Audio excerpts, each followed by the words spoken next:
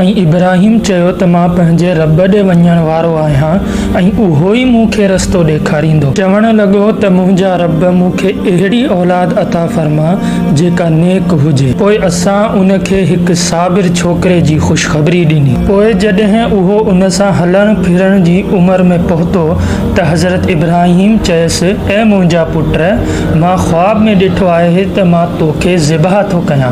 हाणे तूं ॿुधा त तुंहिंजो छा इरादो आहे। पोइ उन चयो त ऐ मुंहिंजा बाबा, तव्हांखे जेको हुक्म मिलियो आहे उनखे पूरो कयो।